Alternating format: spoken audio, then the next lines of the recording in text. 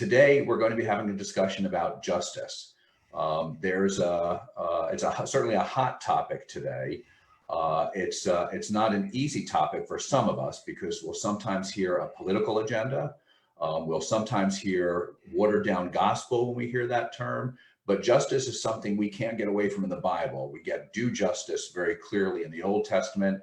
In the New Testament, I think Jesus shares its equivalent as the golden rule: do unto others as you'd have them do unto you. And so we want to talk about it. We want to talk about what justice is, what it isn't, what obligations it creates, and how we should think about it. And so our guest today is Dr. Emmett G. Price III. Thanks for being with us, Emmett.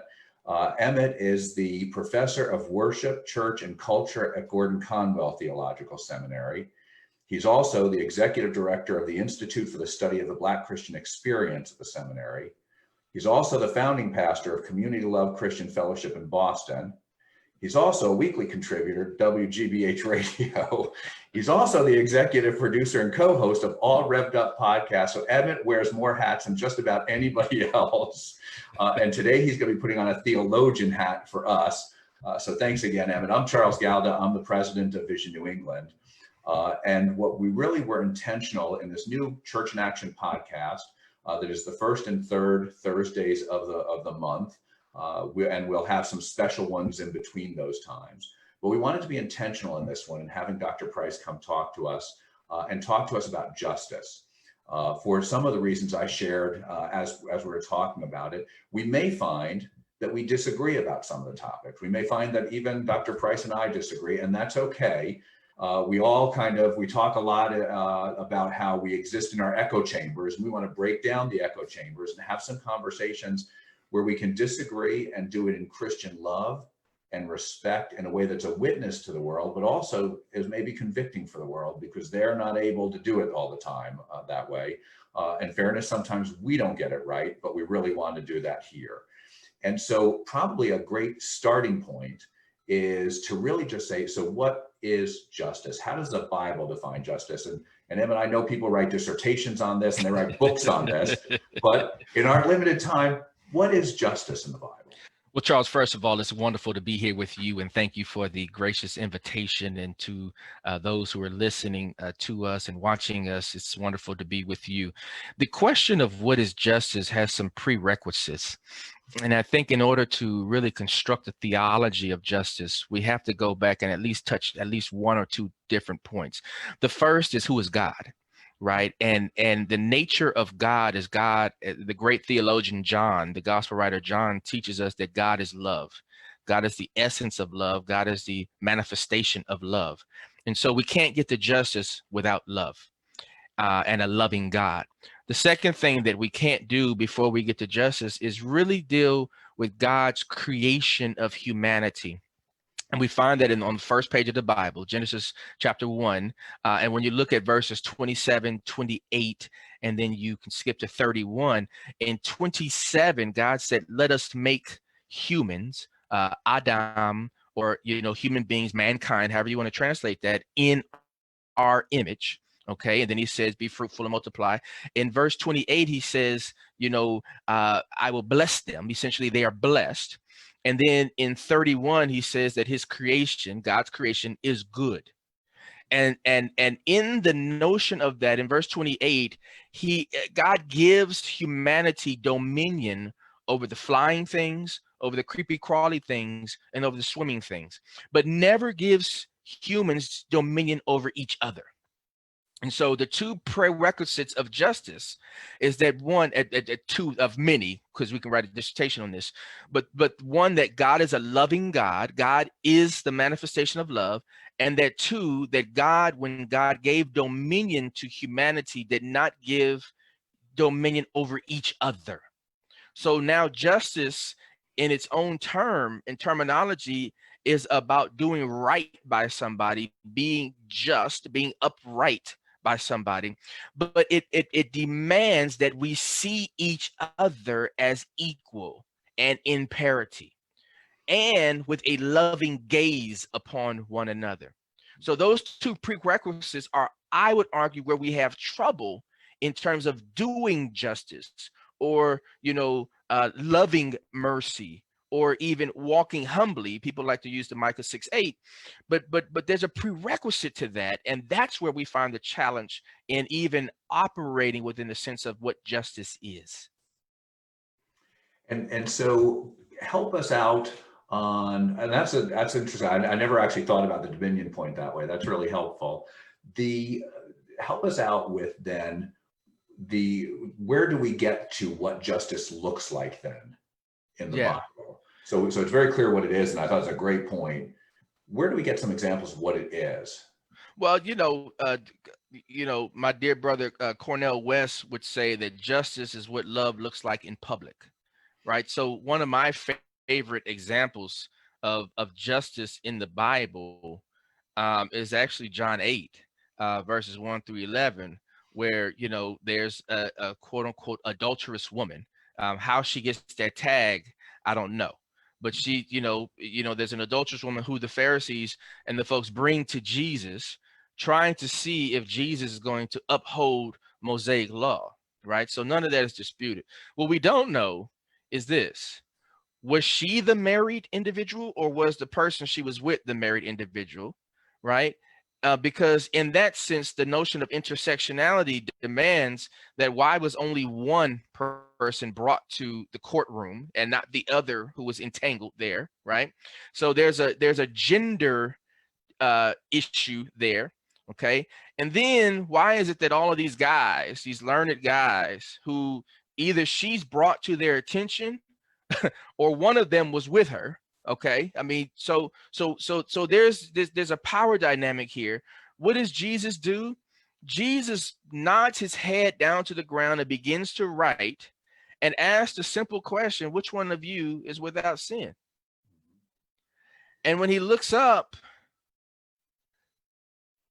right, no one's willing to cast that stone, because what Jesus did was challenge them to say, well, if you all are bringing her because of her sin, then who is going to indict you because of your sin? And what is Jesus' response? He tells the woman to go and sin no more. Like, that is absurd to many folks, that that's actually an example of justice. But Jesus loved this woman so much that he wanted to give her a choice to have life and to have it more abundant. And in many ways, that's what justice looks like. And I'm not saying the exoneration of the guilty party is not necessarily, but there's a complicated notion of the indictment. We don't know the rest of the details. Yeah, and it's clearly a setup, right? I heard a preacher say, she wasn't committing adultery by herself. Yeah. Right. And so, but is what Jesus did justice, or is what he did mercy? Yeah. So first of all, when we look at the Old Testament, particularly in the Psalms, when the writers are talking about, righteousness and justice are the foundation of your throne, but then there's a colon, steadfast love and faithfulness go before, right? And so in terms of Jesus's notion of mercy versus justice, the just act was resolving the indictment. Right? So Jesus didn't say, you're free. Jesus says that no one is actually standing here to indict you once I asked who has the authority. Mm-hmm. Right? In the Old Testament, Deuteronomy, God says, vengeance is mine, thus saith the Lord. Right? We get the same thing in Romans when Paul is talking about the notion of what does it mean for the church, right, to be in the seat of, judge or justice. And Jesus says, look, I'm just here to mediate the situation. Which one of you wants to actually bring a charge against this woman? Step forward and state your case. No one stepped forward. So in a just situation, right? No case. You have no indictment. I mean, so the challenge here is that Jesus's sense of justice was merciful, was loving, right, and was certainly kind. I mean, in a way that I think humanity has gotten so far away from right now. I think it was Tim Keller I heard or read or something at one point, and he seemed to connect it to Jeremiah 29 when the people of Israel are in exile.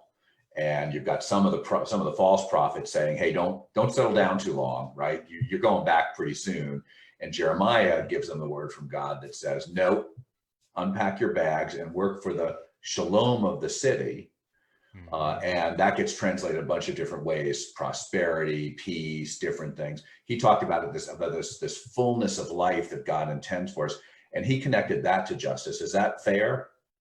Yeah, I think that's fair. I think, the shalom is not the absence of chaos. It's certainly not the absence of tension. Shalom is the overall comprehensive wellness, right? To decide that you want things to work the way they should work according to God's will and by God's word and God's design. That's justice, right? To manifest what it is that God put into place in Genesis 1 when God created humanity, called it blessed, said it was good, right? And then when you get to John 3:16, for God so loved the world, not just the Christian world, but God so loved the world, God's creation, that he gave his only begotten son, that whomsoever, there's choice here, whomsoever believeth on him shall not perish, but have everlasting life. Number 17 goes along with 16. For he, the son, did not come into the world to condemn the world, but to save the world. So if we're not looking from a gaze of helping people to be saved, which is the evangelistic notion, right? Matthew 28, then that's unjust. So the justice operative is to help as many people come to a working knowledge of what God's design for God's creation is, in a way that makes everybody whole. Comprehensive shalom. If we want to go New Testament, we use the word koinonia, right? That Christian love, where we go from non-believers to believers to friends to family. And what Jesus tried to teach us in his 3.5 years on the earth was, what does it mean to really be family within the notion of Christian love? And that piece of koinonia, what Paul exemplifies and really teaches us about, is how we do justice with one another, right? It's a posture. Sometimes we think of it as an action verb, but justice is actually a posture.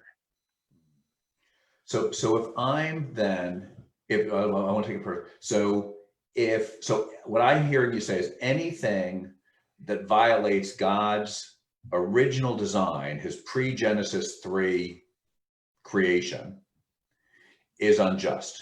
Am I hearing you fairly? I think in the sense where humanity has made decisions in order to create the sinful nature of the tension, right? Because there's certain things that happen beyond our control. So but I think in the gist of what you're saying, yeah. And so if I lie to you, I'm not just sinning, I'm being unjust. The intentionality behind your lie is what's unjust, right? The act of sin is a sinful act. But if you're lying such that you can get over on me, or that you can get something from me, or that you can get something by me, whatever, that sense of why the lie is what's unjust. And of course, I never lie, obviously. Well, of course, Charles. But let me test a few things, because I want to make sure so if I'm selling drugs to you with an intent to get you addicted for my profit, I'm being unjust. Yeah, but most people actually don't sell drugs to people to get them addicted. Okay. Most people sell drugs for an exchange of economics, right? The addiction happens to be the byproduct of that, right? But yeah, in your example, the spirit of what you're saying, yeah. And so if I use pornography with women who are being exploited, I'm being unjust.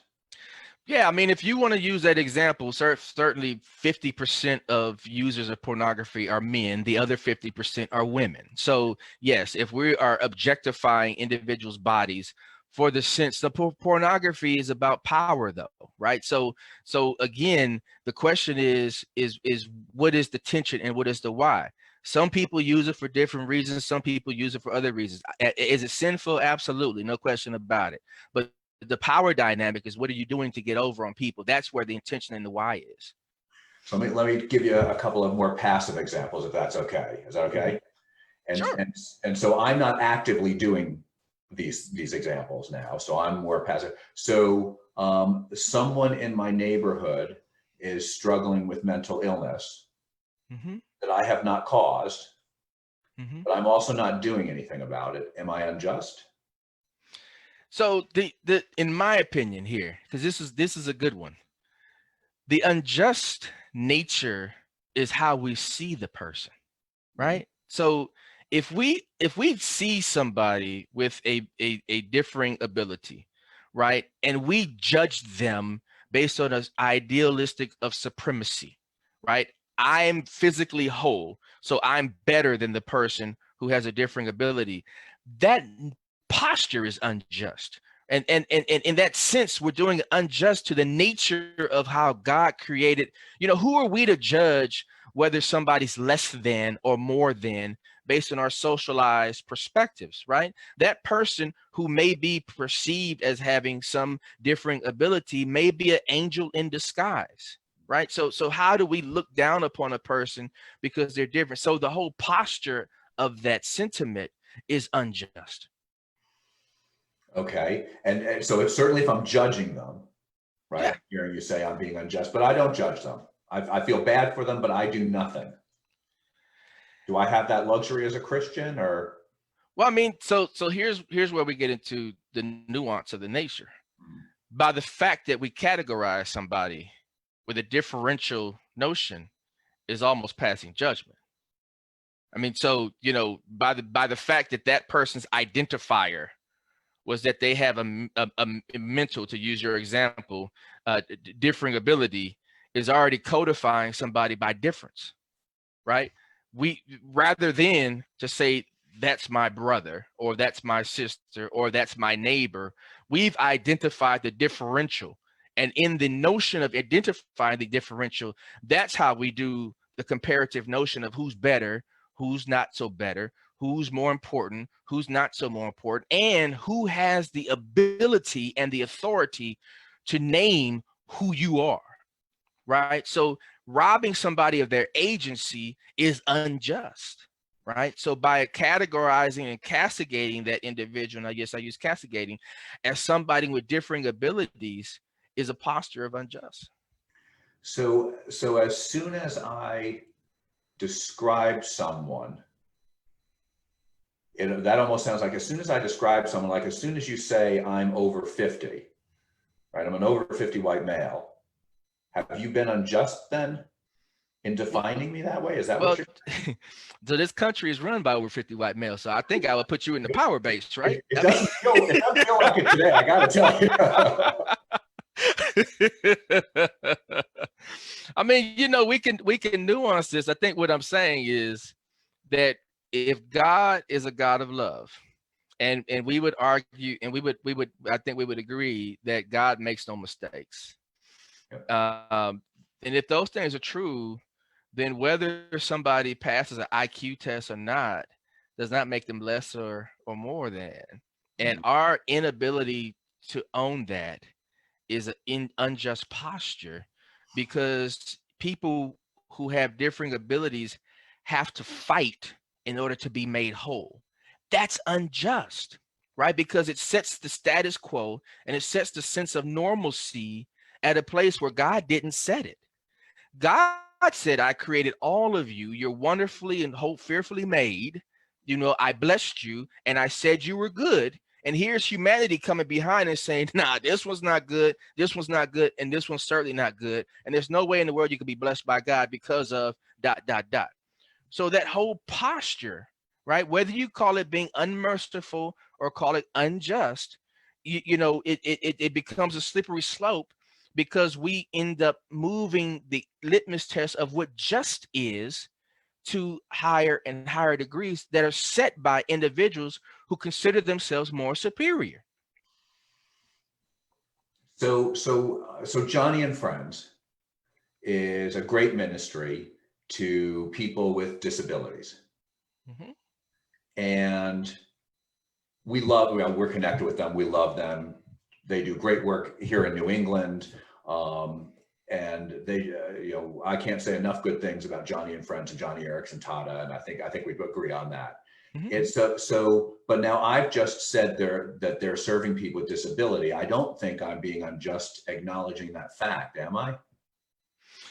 No, I think, again, I think intention is Mm, is what where I think I see what you're piercing at here. The intention of how you say things is okay. where the spirit of, where it is. So no, you're not being unjust by suggesting that the nomenclature that we use right now, which is disability, which is of course changing into diversability now because of the tension, right? It's like we can go over the history of how terms have changed, in terms of people becoming aware of some implicit biases and some of the notions, right?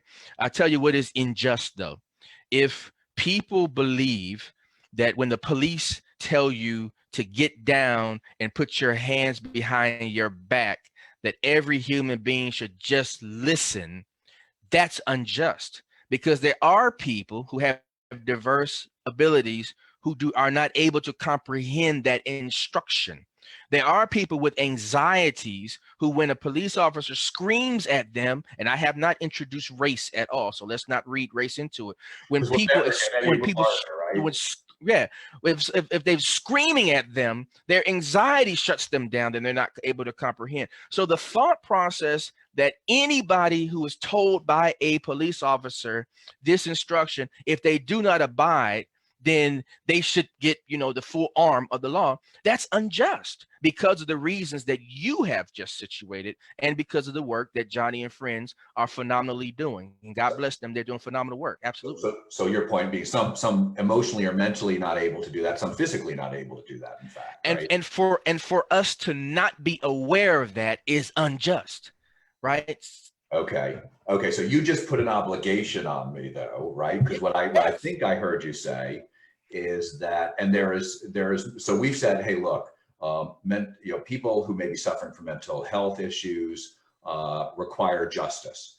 People with physical disabilities require justice. People who are addicted require justice. People who are homeless, trafficked, require justice. And I think what you just said is for me not to be aware of it, the lack of awareness is a justice issue. I think I heard you saying, you're nodding your head, so I think we The, agree. the, yeah, the lack of awareness as well as the lack of sensitivity, right? So both, yes. So help me biblically with the notion of, if I'm unaware of it and there's no empathy, help me with biblically, how do we get there? Well, let's stay at Micah 6:8, right? Because the mandate, and here's a courtroom analogy, and the people are trying to figure out what will please God, particularly if I sin. Should I bring these sacrifices? What would God be pleased with? And the resolve is that, what would please the Lord is to do justice, to love mercy, and to walk humbly. Like it's three different things. But let me even simplify, because you invoked the golden rule, what Jesus was trying to teach all of us is to treat others as you desire to be treated, right? So if I was one with diverse abilities, I don't want to have to fight to be seen as normal, right? I don't want to have to fight to be seen as human. I don't want to have to fight to be seen as blessed or good by God. And the fact that I have to fight for rights in order to be perceived as a human being is an unjust nature, right? And it shows that those who are creating laws and who are imposing their will and not God's will upon me clearly are not loving mercy, because they're not merciful to me, and they're absolutely not walking humbly. Because if we walk humbly, then we would see each other the way that God sees us. So I'm gonna pick at an example with Johnny Erickson. And I didn't mean for this to be about a conversation about Johnny and Friends, but they're phenomenal. But I was at a session where she talked one time about how she, of course, for folks who don't know her, she's in a wheelchair and has been for a good chunk of her life. And she has been in situations where she is then, she wheels into a group of people and people don't acknowledge that she's there. Or they, they talk to each other, right? They say hello to her, but then it's a conversation of the people standing around her. She told a story, and she did it publicly, so I think I'm okay saying this, about how she's had people pat her on the head to say hello. Mm-hmm. And so what I'm hearing is that from God's view, that all of that is, well, maybe not a malicious intent, it's unjust because we haven't exercised the love that would require us to understand best how to do unto her as we would want done to us if we were in that situation. Is that? Yeah, but I guess, from my perspective, and I don't know Johnny, but I will say that my dear sister probably feels it as a malicious intent, right? Because the way that power dynamics work is that we tend to try to exonerate people to say, well, they didn't know any better and they didn't, right? But the challenge is that if we're actually living this Bible, then we would actually desire to get to know one another rather than to be afraid of each other. And the fear of not knowing what to say, how to greet, what to call somebody, how to speak to somebody, that fear prevents us from operating in our love and our power and our sound mind, self-discipline and self-control, right? And that fear is not of God. God did not give us a spirit of fear, right? So my dear sister may actually feel it as a malicious, I don't know her, so I don't know how she feels it, but the fact that she is not being seen and that she is not being embraced in a way where she's treated as a full human being, that feels some kind of way. And so I'm hearing I have an obligation that I need to, if that's me, right? If I'm afraid or not sure of whatever it might be, I have an obligation to take some action. Yeah. To get past that, work through it, be better, whatever it is, so that I'm not doing that. I'm not acting that way. And is that right? Yeah. So let's walk with Jesus a little bit. So Jesus comes and Jesus does the exact unthinkable, right? He engages with people who culturally he's not supposed to engage with. He's spending time with people who sociologically he's not supposed to be spending time with. He does the exact opposite. Why? Because he loves the people. And his mandate of love, which we have established theologically as the essence of God, it's more important than our silos. It's more important than our human-oriented devices, which divide each other into these so-called categories. And so Jesus teaches us to actually love one another and love one another out loud in a way where it actually cost him his life. And I think more of us should be willing to have our love for one another cost us our lives. I mean, that's part of what Paul was trying to teach us as a reflection of what Jesus did, as Jesus came to redeem us from our sinful nature, as Jesus came to restore us, as Jesus came to reconcile us. And Charles, may I, for those who are concerned about this one word that I'm about to say, please cover your ears. As Jesus came to repair us. I didn't even use reparations. I just said repair. And so in that sense, we have to work with what Jesus taught us and told us, and so that Jesus would never walk by our dear sister in a wheelchair and pat her on the head. Jesus would actually come and stoop down eye to eye and speak to her face to face, because that's how much he loves her. And that's how much we should love one another. That's, I taught a Bible study class for a number of years at our old church. And I remember in teaching the Gospels, what struck me, I'm a task-oriented guy, right? I got things to do, right? right? I don't have time. Is how often I can't imagine Jesus had all the time in the world that he wanted to, right? He was working to a schedule and always found time to stop and spend time with the person who was crippled on the mat, blind, deaf, or ill, or dying, or dead. He always had time for people to do that. So he lived that disadvantage myself, even before the sacrifice on the cross. He's disadvantaging himself in what he needs to do to care for and love someone else. And so that starts to feel pretty expansive. Yeah. And I'm not sure that he would see it or articulate it as a disadvantaging. I think he would see it and call it doing what I would desire to be done to me, which is a golden rule, right? Yep. So the moment that we put advantage, disadvantage is a notion of how we see each other and how we posture each other, who's more, let me use the word privileged versus not privileged, then the fact of looking at the Acts 2 model of what the early believers were. If somebody didn't have, these folks over here sold their possessions, so this person had.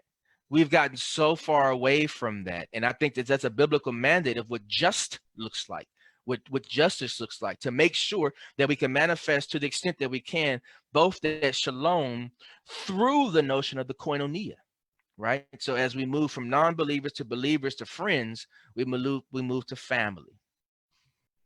So I think I'm following you. And so we've been talking about this all about, but me personally, right? I have been unjust, or I have not been unjust in these situations. Help me a little bit with the conversation. So if I'm unjust, I'm guilty, right? Well, not necessarily. I mean, it depends on, again, I don't think we would dispute that the adulterous woman was not in the act of having an adultery. We just don't have an indicter. Yeah. So Jesus told her to go. He didn't just set her free. He said, go and sin no more. Yeah. Right. So I think the outcome is often, more a little complicated than just, go, or, do 10, or, give 3 turtle doves, whatnot. But if I'm being unjust, I'm guilty of sin. Yes. Yeah. Right? Yeah. And that's easy for me to see personally. Yeah. Help me with the concept then of things like national guilt in the Bible. Mm-hmm. And so, not necessarily with regard to justice, although maybe there's not another way, but what is national? Tell me about national guilt, and how am I guilty in a nation when I haven't done something? I mean, one of the greatest Psalms, in my opinion, and I don't have the number, but it says, as we sit at the waters of Babylon, right? It's a Psalm of lament when the Hebrew children were in exile, and they were actually thinking back about what they were missing. And here the Hebrew children, being in exile in a new place, for a host of reasons, are thinking back about how good it would have been if we could have just stayed where we were, right? And this notion of not really trusting God enough to actually go through whatever God is leading us through. And of course it resolves. I think it's like 137 or somewhere in there, but it resolves. But I think the challenge is at moments when the Hebrew children, the people of God, got conceited and arrogant, they fell into some vicious, horrible situations. And in those moments when they were humble, they realized that God's handiwork was with them all along. And the challenge of like national guilt and nationhoods and all those type of things is we realize that as much as the Hebrew children were the first recipients of God's love, let's just say it that way, it didn't mean that God didn't love the rest of the people. So for us to assume that people who are non-believers, let me fast forward this into real time, are irredeemable or unlovable creates an interesting sense of guilt where Christianity feels like it is under attack right now, which I don't understand how we, being in relationship and fellowship with the God who created the entire universe, would ever worry about some human attack of people feeling like we're whatever they feel like, when we understand the power and the authority and the dominion that God has given us. So that guilt has created some interesting risks that is manifested in such strong fear and anxiety that I don't think we're able to operate in the just space that God is challenging us to operate in due time, in real time. And so what I think I hear you're saying is we're not recognizing the power that is within us, right, because of God, and as a result we're reacting to what's happening around us, and and I'm a corporate guy, so I'm still relatively new to being in this room, so we're suboptimizing our response because we're not really relying on God and His love and His power. Is that? Yeah. If you take Psalm 23, let's just imagine that whatever season we're in, that this is a Psalm 23 season. Yea, though I walk through the valley of the shadow of death. So we're walking through the valley of the shadow of death. First of all, we're walking through, not to. It's not a destination, it's a season. At the end of the season, if you finish reading Psalm 23, he said, I will place a table. I will make a table before your enemies. Mm-hmm. Like, what are we worried about? God has already promised, right, that He'll never leave us nor forsake us. Made us three, actually more than three, a ton of different promises to make sure that that's manifested. And then says, I will be with you until the end of the age. Do we not trust Him?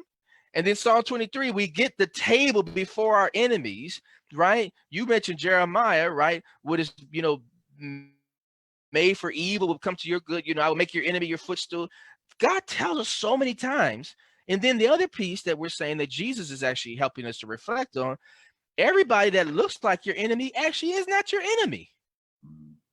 Most people, I would argue this, who we declare as our enemies have not heard the soul-saving grace, the gospel story. They have not met Christ yet. And our responsibility is to go ye therefore make disciples, teaching them the way that I have taught you. Not to be afraid of them and declare that we're under attack because they don't like Christians. No, we're supposed to go and share our gospel story, our salvific narrative, our life-changing, a story, so that they can come to see a loving God, right? If we create a perspective of somebody, God's creation, as being an enemy, then we've already kind of done this. You make it sound like you think maybe God might have a plan, and all of this stuff is part of it. Oh man, now you're talking. You're talking my that's my song, Charles. That's my song. God has a plan. Yeah. So let me ask. We're getting a few questions online. Let me ask a question. So if I'm being unjust because I just don't know Him, I never realized it, blind spot, ignorance, whatever it might be, I'm being unjust, but I don't realize it. Is it still a sin? So I think the sin part is easy though. Jesus died on the cross for our sins. We can get on our knees right now. Actually in 21st century, we don't have to get on our knees. We can ask God to forgive us for our sins. I mean, that's the easy part. The hard part is, are you willing to walk humbly? And let me work with this for a little bit. It doesn't say stand humbly. It says walk humbly. And the action verb of walking means that there's some motion, that we have to walk this thing out. So yes, the moment that you realize you sin, work that out with God. But the question is, what do you do the moment after? And if you stay in that standing posture, then you're actually not doing the scripture. So we have to walk humbly. We have to love mercy. So rather than defending unjust behavior, our love and our passion should be towards what is merciful on the way to, quote unquote, doing justice. So yeah, if somebody doesn't know, I believe that Christ came to redeem us. So there always have to be a pathway or trajectory towards redemption. But you got to move on that pathway. You got to take that trajectory. You got to walk it out. But if you choose to stand still and feel like, you know what, I have no fight in this, this is not my battle, I have nothing to do with this, then you're not walking humbly. Yeah, there's some, I think you're making me think of, there's some traditions that will talk about sins of omission and commission, right? Sure. And so I commit that sin, right? I Sure. actively do it. Omission is, I didn't even know you needed help that day, Emmett, when we talked, and right, and I'm sorry I was not there for you, and right, I'm still guilty of sin because, but it's a sin of omission, but it's still a sin. But what I think you're saying too is, but Jesus got those covered too. Yeah, man. Jesus got it worked out, man. I mean, that's why we can't be afraid. Like, I would rather somebody make a mistake on the way to walking it out than to sit still and say, I see it, it's happening, but I don't know what to do, so I'm just going to stand here. Yeah. Like, I would rather, because in dialogue, we can work some stuff out. We can share, we can learn, we can care about each other, right?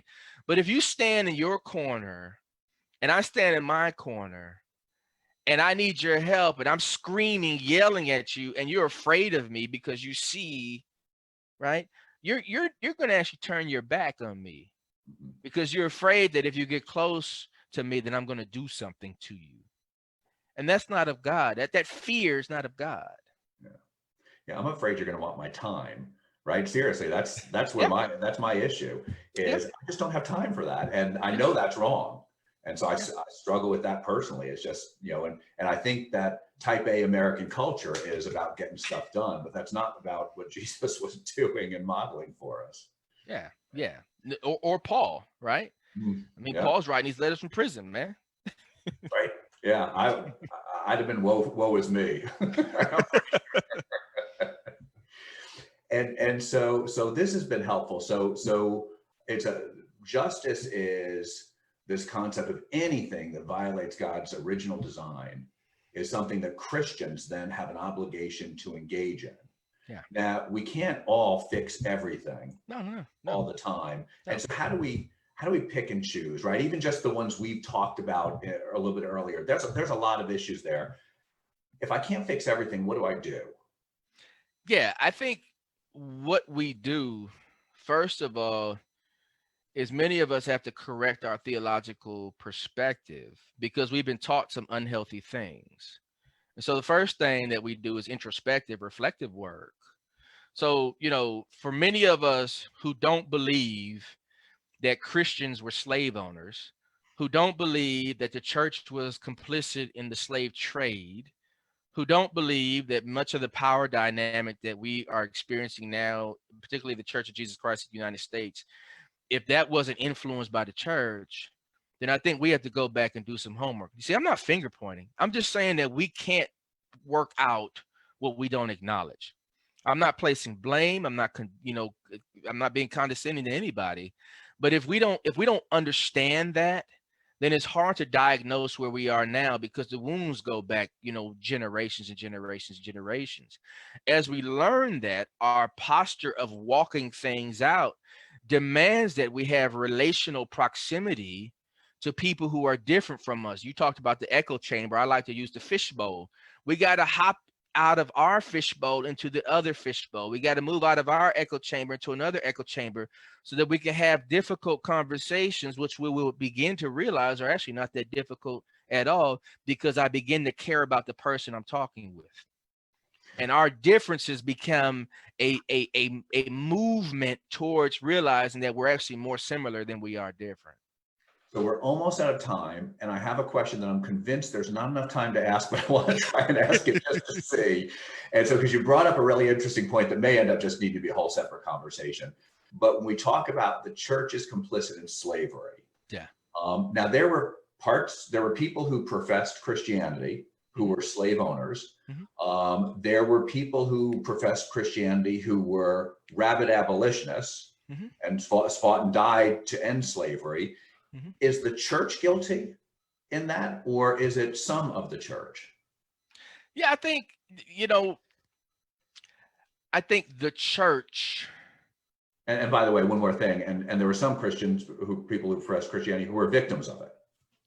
Well, and that's the third missing link in the conversation.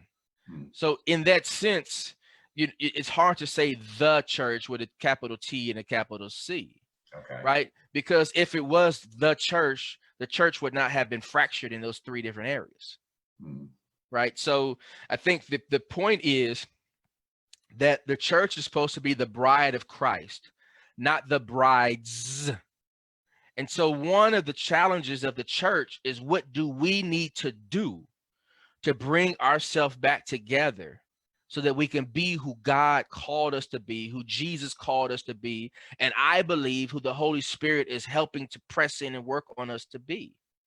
And in that, we have to acknowledge some of the wrongs of some fragments of the church, some of the wrongs of other fragments of the church, and work that stuff out. But we need to work that out. We can't just say, you know what, we'll continue to multiply by division.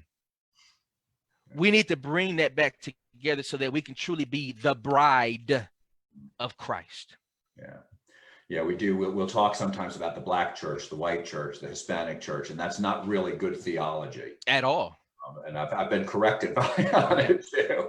Yeah. And so you did a much more masterful, brief answer of that than I would have ever thought was possible. So thank you.